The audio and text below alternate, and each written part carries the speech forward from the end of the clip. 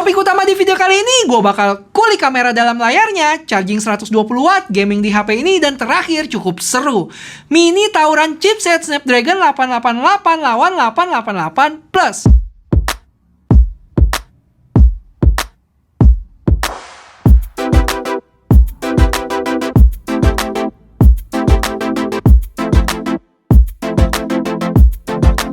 Yo guys, balik lagi sama Fendi, Situ Jupu. Iya, gue dengerin kalian kok. Teror kalian sejak 1-2 minggu terakhir ini. Dan ini dia Xiaomi Mix 4, HP yang udah nggak usah basa-basi lagi, nggak usah pakai lama, langsung aja kita cus ke kontennya. Oh ya, tapi sebelumnya bantuin gue buat like dulu ya video ini. Thank you. HP ini punya 3 warna, yaitu ceramic white, ceramic black, sama ceramic grey. Untuk varian dan harganya ada 4, dari 8 plus 128 sampai 12 plus 512. Harga di kisaran 11 sampai 13,9 juta rupiah. Dan ingat ya, itu harga resmi di Cina sana. Dan ini dia boxnya, cukup gede, berwarna dasar hitam, dan sedih banget box gue bonyok gini guys. Yaudah, kita buka dulu plastik luarnya. Pas dibuka langsung dapat kartu ucapan yang kalau gua translate, cie, kesian deh lu boxnya penyok. Nggak, bercanda.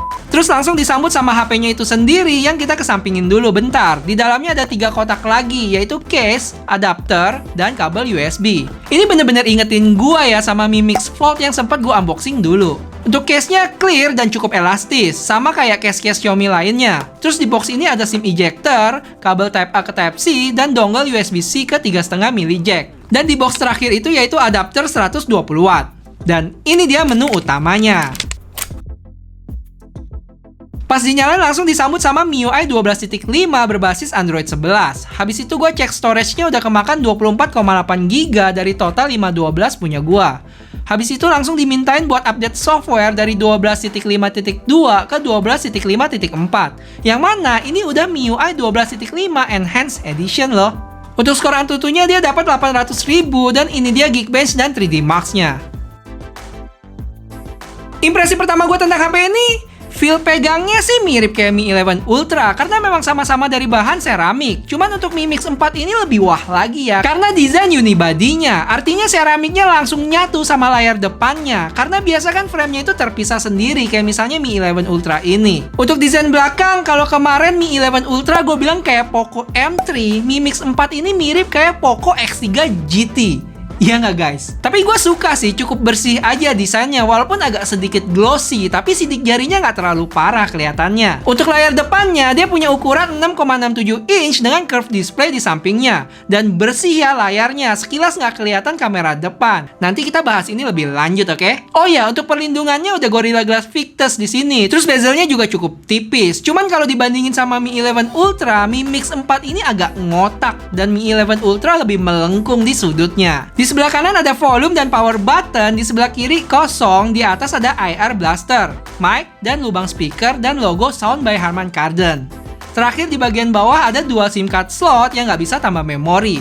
Terus port Type-C, mic, dan speakernya. HP ini punya berat 225 gram dengan tebal 8,02 mm, yang mana HP ini lebih tipis dan ringan dibanding Mi 11 Ultra. Oke, kita lanjut ke spesifikasinya, yang mana gue nggak bakal sebutin satu-satu ya. Gue cuma highlight aja poin-poin yang menurut gue penting. Sisanya kalian bisa baca di layar. Mulai dari layarnya yang punya ukuran 6,67 inch dengan kamera andel panel. Sabar ya, nanti kita bahas. Prosesornya juga jagoan di sini guys, Snapdragon 888 Plus loh. Bedanya dengan versi sebelumnya itu yang Snapdragon 888 aja, yaitu di CPU clock speednya dari 2,84 GHz ke 3 GHz. Dan juga kemampuan AI-nya itu meningkat 20%. Dari sisi baterai dia punya kapasitas 4500 mAh yang support 120 watt fast charging loh. Dan ada mode boost-nya. Wah, apaan tuh? Tenang, nanti gue bahas juga tentang ini terpisah. Untuk kamera dia punya 108 megapiksel kamera utama yang ada OIS-nya, 13 megapiksel ultra wide, 8 megapiksel periscope dengan OIS, dan kamera depannya itu 20 megapiksel yang di dalam layar. Untuk spek lainnya yang paling menarik di sini adalah ultra wideband. Gunanya buat apa? Salah satunya itu untuk mendeteksi suatu benda secara lebih akurat ya. Tingkat keakuratannya itu dalam sentimeter loh. Salah satu penggunanya kalian bisa cek di video gue tentang Apple AirTag. Oke, jadi Xiaomi ini ngeklaim bisa nge-charge ke 100% dalam waktu 21 menit. Tapi dia ada mode lagi nih namanya Boost Mode, yang kalau diaktifin bisa jadi 15 menit katanya. Jadi langsung aja kita buktiin. Pertama gue aktifin Boost Mode-nya di sini dan mulai charge dari posisi baterai 2%. Dalam 1 menit udah keisi 12%, 5 menit 44%, dan 10 menit 61%. Di sini mulai melambat ya kenaikannya, dan di 15 menit pun masih di 78%. Sampai akhirnya di sekitar menit ke-22 barulah jadi 100% guys. Ini dengan catatan kondisi ruangan ber-AC ya, dan di menit-menit tertentu berasa panas HP-nya yang mengakibatkan kenaikan persentasenya nggak terlalu gede. Oke, pertanyaan yang paling penting tentang ini, apakah kelihatan kamera depannya? Jawabannya, bisa, tapi sulit banget. Kalian mesti lihat di sudut tertentu dan kadang dibantu sama cahaya lain buat sinarin langsung ke sana. Gue coba di outdoor pun sama, agak susah kelihatan kameranya. Apalagi kalau layarnya hidup agak susah guys. Gue coba setel video dan lihat dari berbagai sisi susah juga buat lihat kameranya. Keren banget ya sih? Kalau kalian mau nonton enak, ngegame pun juga enak tanpa ada gangguan dari notch-notchan. Tapi jangan seneng dulu, kamera depannya itu cukup memprihatinkan untuk beberapa kondisi tertentu. Yang paling utama kalau ada sinar cukup terik di belakang, terlebih di malam hari nih. Dan sinarnya pun ada bentuk kotak-kotak gitu guys, jadi kayak pakai filter. Cuma ini wajar ya, karena emang kameranya kan di dalam layar, yang mana mengusung teknologi micro diamond pixel. Dan teknologi ini juga nggak bisa kerja sendiri, butuh digabung sama foto processing di belakang layar. Seperti yang bisa kalian lihat di sini, gue bandingin tampilan di viewfinder dengan hasil fotonya. Yang paling kelihatan di sini adalah pancaran cahayanya jadi lebih kecil, nggak nyebar lagi. Tapi untuk beberapa kasus jadi agak aneh hasilnya, kayak gini. Cuma kalau emang kondisinya pas, nggak gelap, dan nggak ada sinar yang cukup terik di belakang, hasilnya lumayan kok. Gimana untuk videonya? Sayang sekali agak gelap dan buram ya, plus cahaya-cahaya yang ada di belakang kotak-kotak juga, sama kayak di fotonya. Di sini gue langsung coba bandingin sama Mi 11 Ultra. Untuk kondisi pagi hari cukup buram gitu guys, dan warnanya cenderung flat.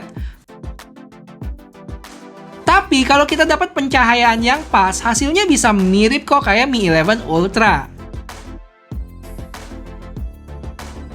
Nah, sepowerful apa chipset 888 Plus ini dibuat main game Genshin Impact? Hasilnya jujur di luar dugaan nih. Yuk gue tunjukin. Pertama, settingan yang gue pakai di sini kayak biasa, rata kanan highest 60 fps. Dan langsung aja gue kasih lihat grafik fps-nya. Hasilnya cukup mengejutkan di sini. Kalau fps rata-ratanya cuma dapat di 31,1. Dan kalau diperhatiin grafiknya cukup stabil sih, tapi fps-nya itu di bawah rata-rata. Sepertinya bener-bener dijaga nih performance-nya biar stabil nggak naik turun walaupun masih mengorbankan FPS yang rendah. Karena gue mencium bau-bau keanehan di sini dan setelah gue investigasi lebih lanjut, ternyata sekarang udah ada settingan performance mode loh di menu battery. Dan setelah gue ganti dari balance ke performance, hasilnya kok nggak ngaruh ya?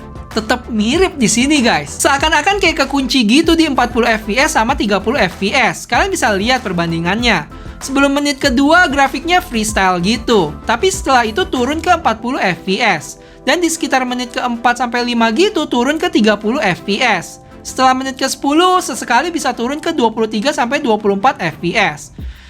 Cukup menarik ya grafiknya. Untuk kamera apps-nya ada Pro, Video, Foto, Portrait, dan ini dia More-nya. Untuk resolusi videonya bisa sampai 8K 24 fps kamera belakang. Dan kamera depannya standar sih di 1080p 30 fps. Lanjut kita ke sampel foto dan videonya yang menurut gua agak mirip sih dengan Mi 11 Ultra untuk kamera belakangnya. Coba deh kalian lihat dan kasih tahu gua pendapat kalian. Dan ini untuk video kamera belakangnya.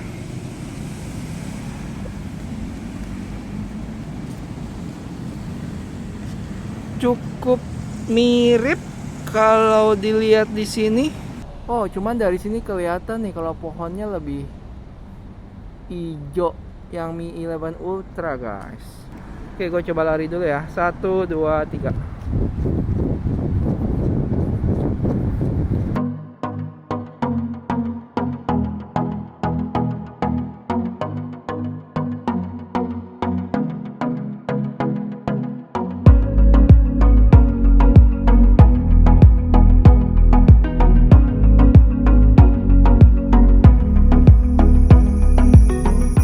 Oke, sekarang kamera belakangnya harusnya nggak bakal terlalu parah. Mi 11 Ultra cukup terang nih.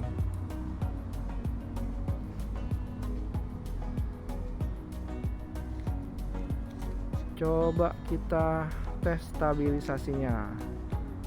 1, 2, 3.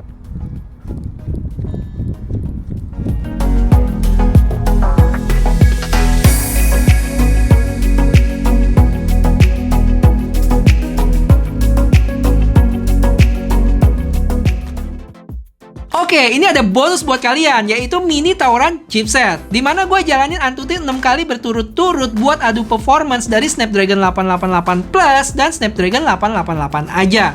Sebelumnya gue pastiin kalau Wi-Fi, brightness, dan volumenya ada di settingan sama. Baterai 100%, terus untuk softwarenya juga sama-sama terbaru. Dimana masing-masing udah MIUI 12.5 Enhanced loh. Terus refresh rate-nya di 120Hz dan performance mode-nya aktif untuk kedua HP ini. Untuk tes pertama, Mi Mix 4 bisa dapat skor 800 ribuan dan Mi 11 Ultra 780 ribuan. Lanjut ke tes kedua dan cukup mengejutkan kalau Mi Mix 4 ini kena overheat issue guys. Waduh. Ya udah deh, kita diskualifikasiin aja. Dan biar adil, setelah Mi 11 Ultra kelar, gue diemin dulu 10 menitan supaya suhunya sama-sama turun. Dan lanjut aja gue jalanin tes ketiga dan keempat. Yang mana tes keempat ternyata kena overheat lagi guys. Gawat. Habis itu gue kagak diemin lagi ya, tapi langsung gue hajar aja. Pengen tahu kalau Mi 11 Ultra ini bakal kena overheat apa enggak. Dan hasilnya aman sampai ke tes ke-6. Malah di Mi Mix 4 ini kena overheat lagi di tes ke-6-nya, yang mana suhunya bisa mencapai 45 derajat. Cuma kalau dari sisi skor, terlihat Mi 11 Ultra ini terjadi penurunan ya, dari 780.000 ke 720 ribuan. Gimana guys menurut kalian hasilnya? Kalau menurut gua sih wajar kali ya. Chipset plus HP-nya yang masih baru masih butuh penyesuaian lagi.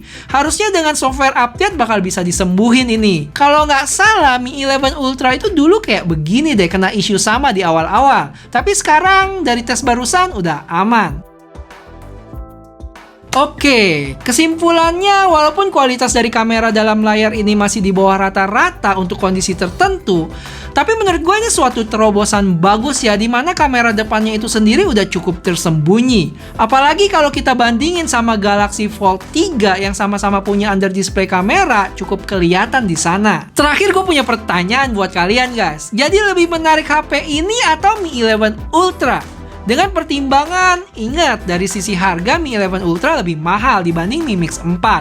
Jadi, apakah kalian mau spend uang lebih buat Mi 11 Ultra? Atau oke lah Mi Mix 4 juga udah cukup buat gua? Yuk kasih tahu gua pengen tahu pendapat kalian tentang kedua HP ini. Guys, kalau kalian suka sama yang gua lakuin ini dan mau channel ini tetap ada dan berkembang, boleh tolong buat like dan share video ini ya. Yang belum subscribe bisa subscribe sekarang supaya gua tahu nih kalau usaha yang gua lakuin ini nggak sia-sia. Oke? Thank you dan sampai ketemu di video selanjutnya. Bye bye.